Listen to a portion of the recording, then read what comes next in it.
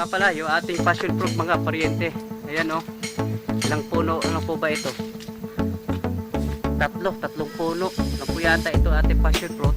Pero kita-kita nyo naman, hitik sa bunga po yung ating passion fruit mga paryente. At ito pong pwesto po niya, nasisilungan po ito. Nasa ilalim po ng dalawang akasya. Ay akasya po yan, ay akasya din po doon. Kaya hindi po siya masyadong nasisikatan ng araw. Pero ang ganda po ng tubo po niya paryente. At makikita nyo naman, hitik sa bunga. At ang sabi doon po sa ating pwesto, pinagbibintahan po natin, mayroon daw minsan naghahanap pa ng passion fruit. Hindi po kasi ito pangkaraniwang prutas mga paryente na makikita natin doon po sa mga prutasan. Ayan. Kaya ito po balak po natin itanim doon po sa bakante doon sa may harapan, sa gilid po ng guardhouse. Ito pong passion fruit. Ayan.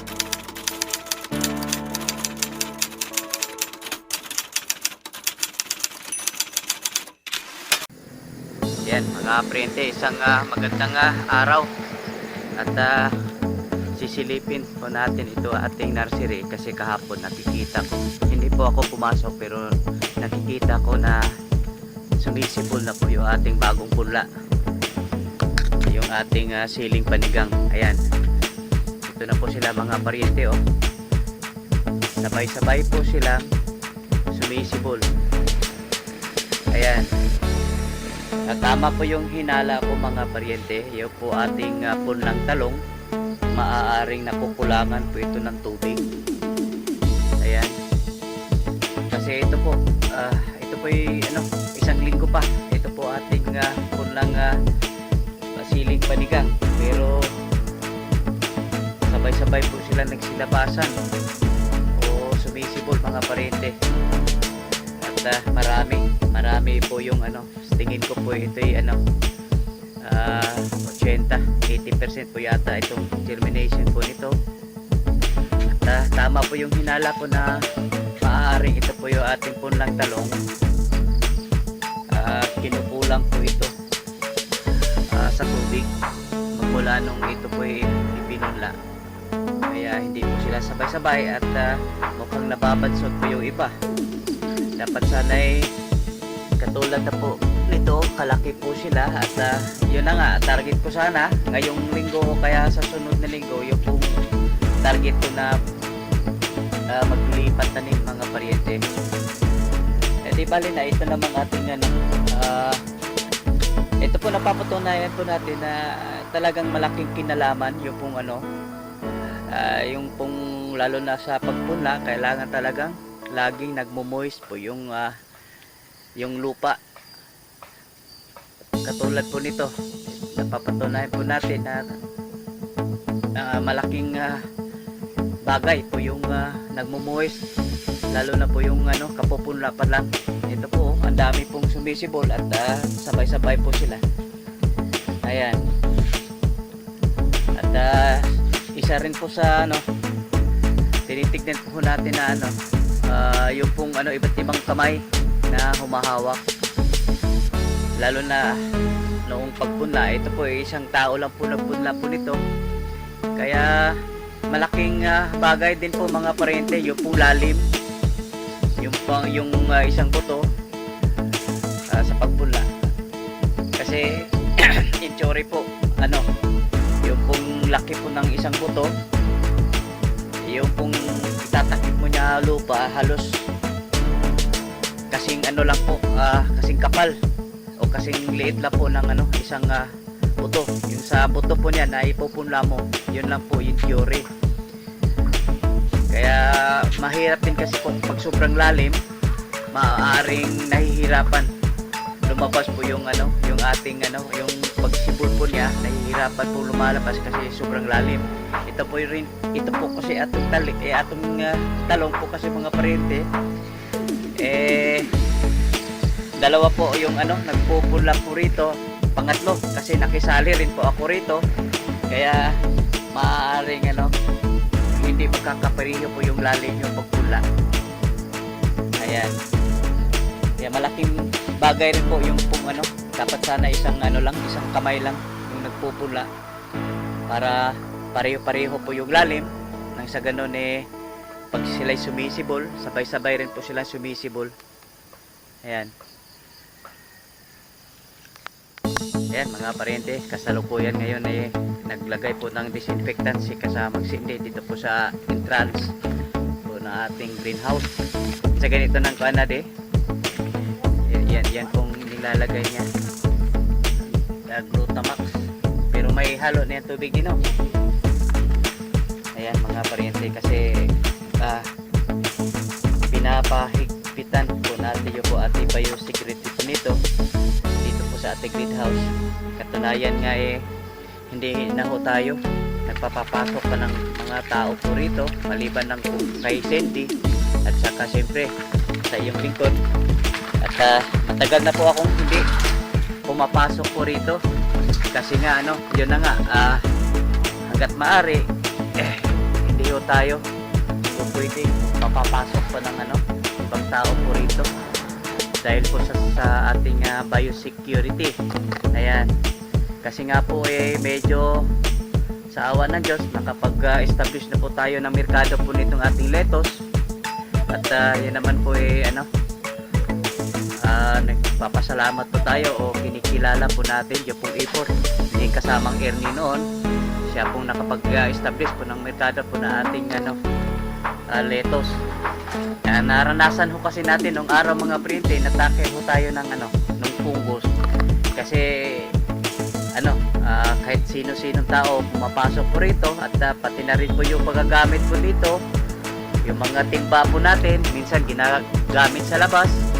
At yun, doon nagdududa ako, doon po nagkakaroon po tayo ng fungus. Kaya napakahirap nung araw mga printe, kasi binabawasan po natin yung po ating yung mga lettuce po natin, yung capacity. Kumbaga nilagay po natin siya, dinistansya po natin. Kaya yan, iniiwasan po natin ngayon na mangyayari yun, kasi kahit pa paano nakapag po na po tayo ngayon ng merkado po natin lettuce. Katunayan nga linggo-linggo pero na itong konjas umabot na po tayo ng 400 per week. Dati pila yung pinakakuha na to sa una din. Yun, katong sa pinakataas 350.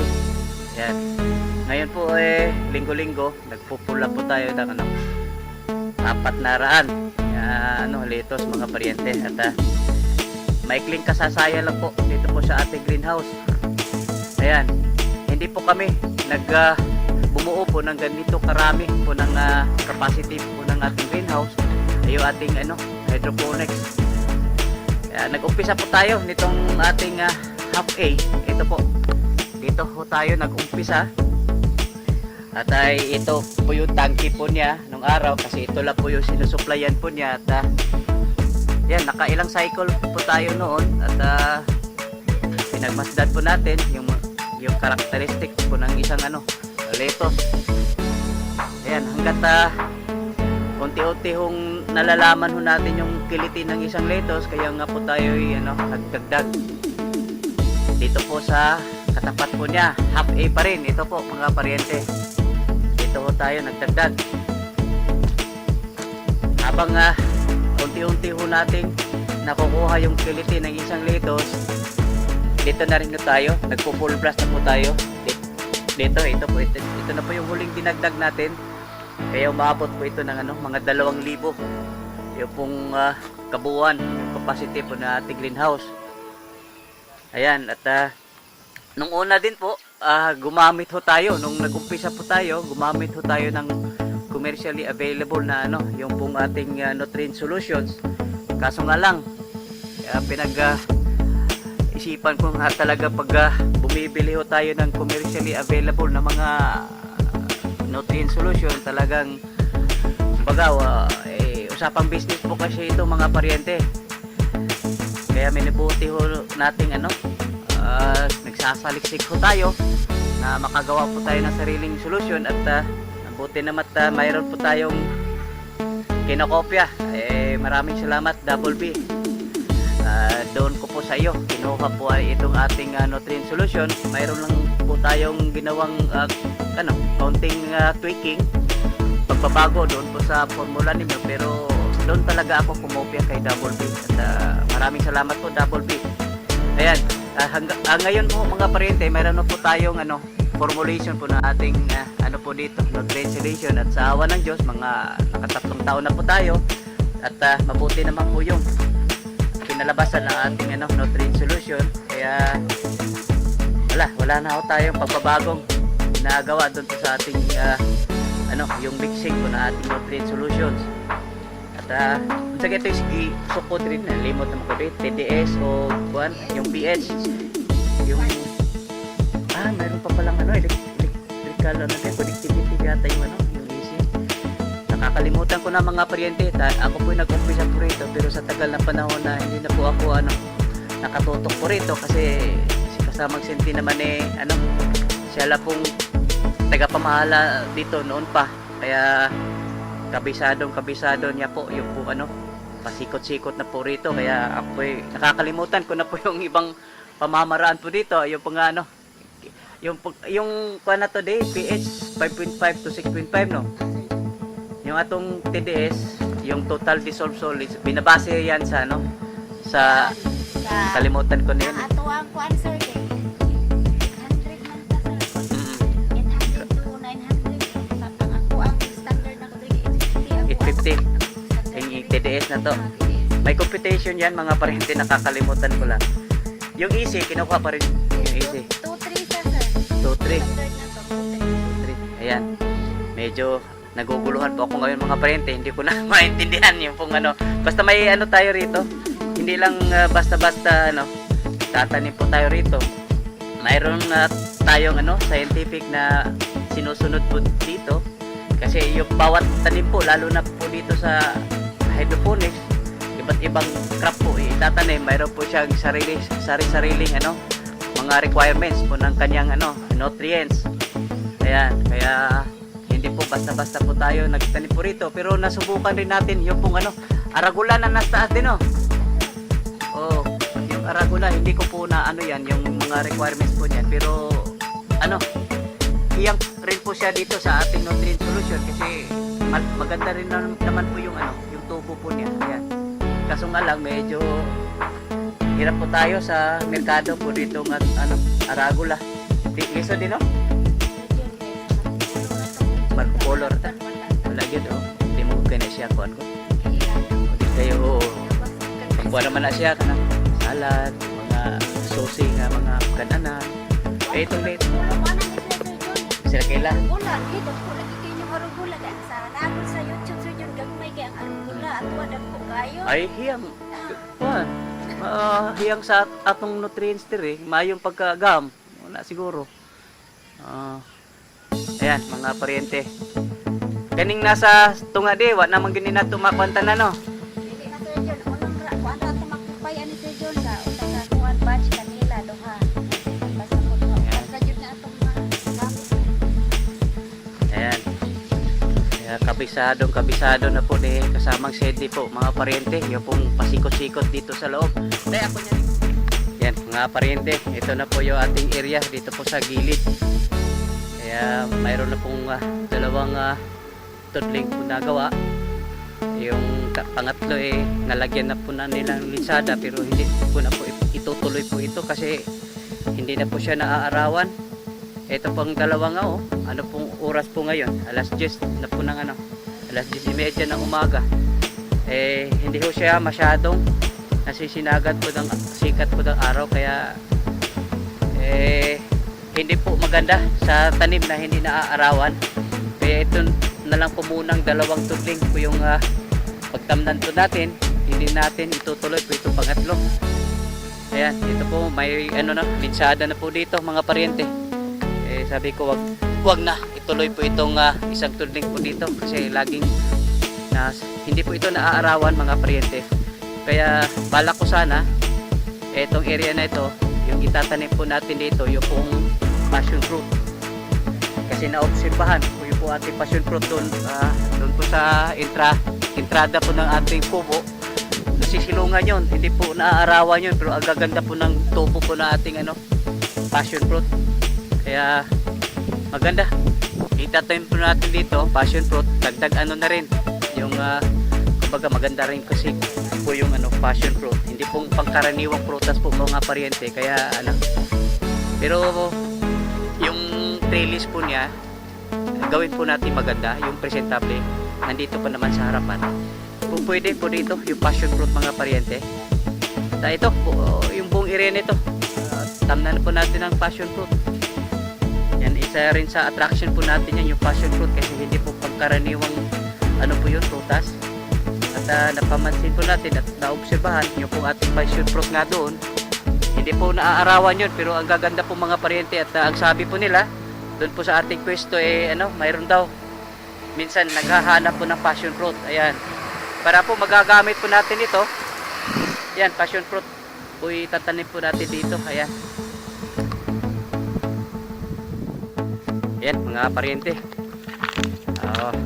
sasalubungin po natin yung bako kasi matatapos na po siya. May ginagawa doon sa kabilang farm, matatapos na siya at isusunod po yung ating mini lagoon. At dito po siya dadaan sa sapa mga paryente. Ayan, sasalubungin po natin. Ang sabi alas 10, baka nandito na. Ito na yata. Ay, dito na. Oh, sige lang yun. Ako tuloy si Nyasan. Yun!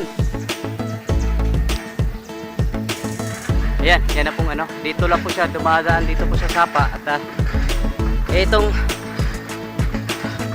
riprap dito mga parin, namimiss ko po ito. Ngayon ko pa lang ito nakikitang muli. Ilang taon na. Mayroon na siguro 7 taon. Ngayon, kulang ulit ito nasilip. Tayo po yung nag-coordinate doon po sa contractor po nito nung ginagawa po itong reprap na to. Kaya nakakamiss mga paryente, lagi halos araw-araw po tayo nandito po nung ginagawa pa po itong reprap na to. Ayan, kaya nakakamiss po yung lugar na ito.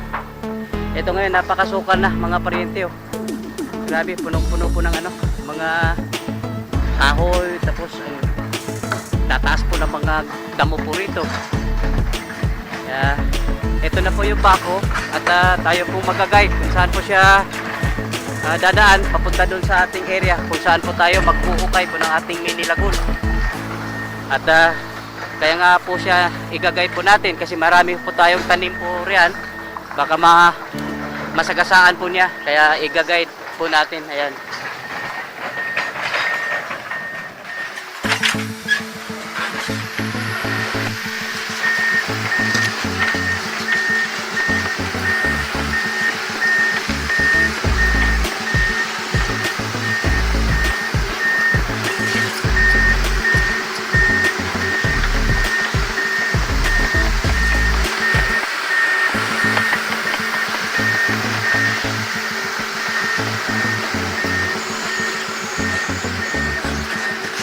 Upat na mo. Upat.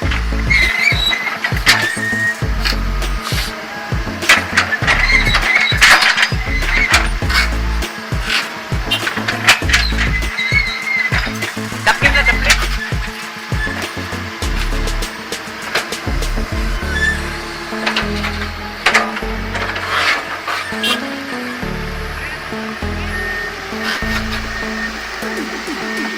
Karinya sa John.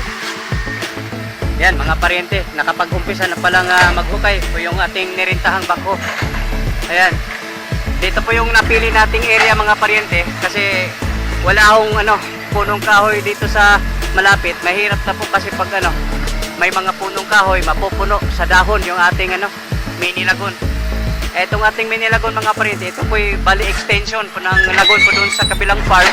At mas maigi, mayroon po tayong sarili po dito kasi wala po tayong binabagsak lang nila doon po sa ating sagingan. At ngayon, gawa po tayo ng mini lagoon para sa ipopondo po natin yung po ating tubig lagoon para kung kailangan natin anytime, pwede po natin gagamitin. Ayan. Hindi ito masyadong malaki mga paryente. 10 by 20 lang yung ko. Ha? 2 media! 2 media, oh. At yung hindi rin masyado malalim mga paryente. 2.5 meters lang yung natin kasi tinatansya po natin yung pong sukat po ng ating HDPE. Yung liner po na gagamitin po natin dito. Ayan.